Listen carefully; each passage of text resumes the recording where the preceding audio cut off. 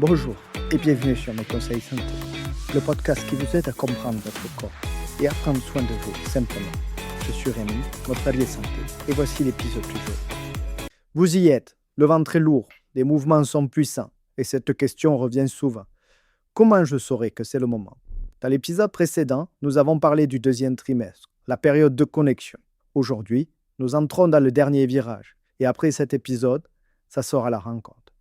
Bonjour, ici Rémi, de Mes Conseils Santé. Respirez profondément. On avance ensemble vers ces dernières semaines. Le troisième trimestre, ce n'est plus la construction, c'est la finition. Imaginez que la maison soit presque prête. On installe les dernières fenêtres, on vérifie l'électricité, on prépare l'ouverture des portes. Votre bébé ne fabrique plus ses organes, il les perfectionne. Ses poumons terminent leur maturation. Ils produisent une substance essentielle pour respirer à la naissance. Son cerveau développe des milliards de connexions comme un réseau électrique qui s'active.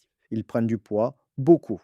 Il se positionne souvent tête en bas. On appelle ça la présentation céphalique. Il s'entraîne à respirer, à avaler, à réagir à votre voix. Entre 28 et 32 semaines, les mouvements sont francs, de vrais coups. Puis, l'espace se réduit. À mesure qu'il grandit, il a moins de place pour bouger. Les mouvements changent, moins amples, mais toujours présents. À partir de 37 semaines, il est considéré à terme. Il est prêt. Et vous? Votre utérus atteint presque sa capacité maximale. Imaginez porter un ballon bien gonflé sous vos côtes. Votre diaphragme a moins de place. Vous êtes vite essoufflé. Votre centre de gravité est modifié. Le bas du dos compense. Des contractions irrégulières peuvent apparaître. Le ventre devient dur, puis se relâche. Ce sont les contractions de Braxton Hicks, des répétitions, comme un entraînement avant le grand jour. Les reflux peuvent s'intensifier parce que l'estomac est comprimé. Dans ce cas, Gavisconel Mansenche peut agir comme un pansement gastrique, après avis professionnel. Les jambes peuvent devenir lourdes, la circulation est ralentie. Un hélice composé est parfois utilisé en complément des mesures simples, comme la marche et les jambes surélevées. Les hémorroïdes peuvent apparaître avec la pression abdominale.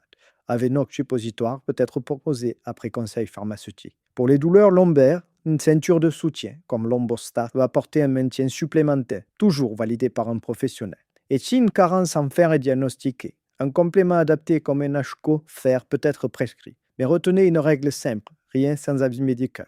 Le suivi devient plus rapproché. On contrôle votre tension, le rythme cardiaque du bébé. On réalise le prélèvement du streptocoque B. On rencontre l'anesthésiste. On anticipe. Puis vient la grande question. Comment reconnaître le vrai travail? Les contractions de travail sont régulières. Elles deviennent plus intenses. Elles ne disparaissent pas au repos. Et si elles reviennent toutes les 5 minutes pendant au moins 1 heure, on appelle la maternité.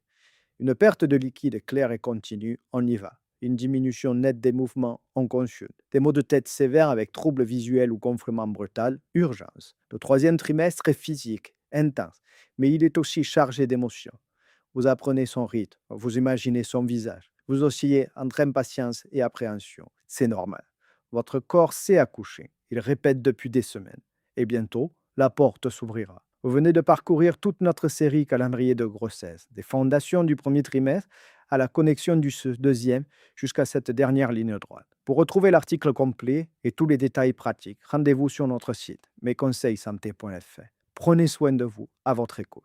Je vous rappelle que ce contenu est donné uniquement à titre informatif. Il ne remplace pas l'avis d'un professionnel de santé. En cas de doute ou de symptômes persistants, consultez votre médecin ou votre pharmacien. Merci d'avoir écouté cet épisode de Mes Conseils Santé. Pour retrouver les fiches pratiques et aller plus loin, rendez-vous sur notre site mesconseilssanté.fr. Si cet épisode vous a aidé, n'hésitez pas à vous abonner pour ne rien rater. Prenez soin de vous et à très vite.